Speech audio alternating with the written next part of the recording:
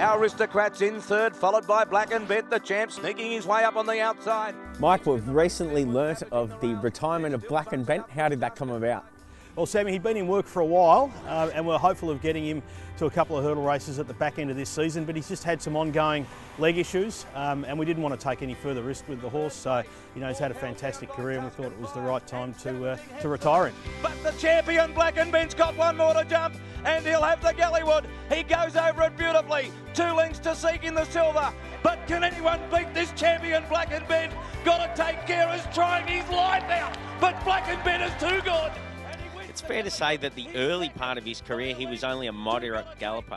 He started jumping at a young age, but his early platform was very, very basic, and I think he won a 1600 metre 0 to 62 at Ballarat, and we thought that was a good effort for him. But he improved as he got older, and I think with jumping, it just seemed to toughen him. And some horses, as we know, it's a good component of training a lot of horses to toughen them up for jumping, and it seemed with him, with the training for jumps and jumps racing, he just improved as a flat horse in conjunction with that.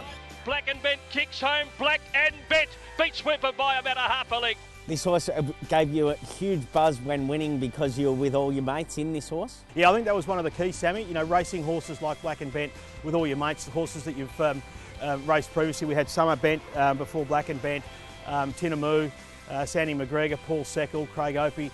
Alan and Andrew, you know, a terrific bunch of owners, and that was, you know, that was part of the ride. You know, we'd always catch up down at Warrnambool, Bendigo, Sandown, wherever the horse raced. You know, the majority of the owners would be there. Bateman gives the favourite full more. Black and Bent, he's world class as he goes to Desert Master, but in one of the best jumping displays you've ever seen by this freak. It is Black and Bent home by 5 lengths to Famous Prince. A neck away third was... What similarities were there, if any, with Summer Bent and his half-brother Black and Bent?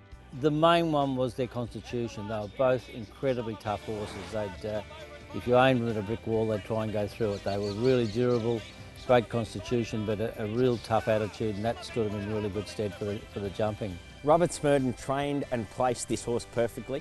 There's no doubt. Yeah, Robert Smerdon is a terrific conditioner of jumps horses. Got the horse well educated early.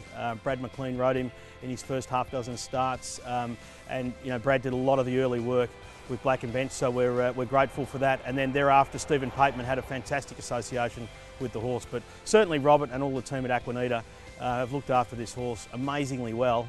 And considering that he successfully came back from 2 reasonably serious tendon injuries and continued to perform at the top level. Robert, what was your highlight of Black and Bent's career?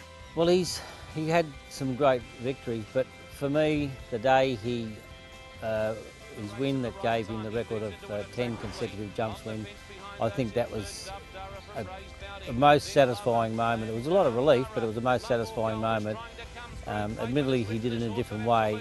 Lots of time, did 9 straight for his first 9 jump starts, whereas Black and Bent had flat racing in between and did it over a couple of seasons, but nonetheless he won 10 consecutive jumps races, and I think that's a record that should stand for a fair while.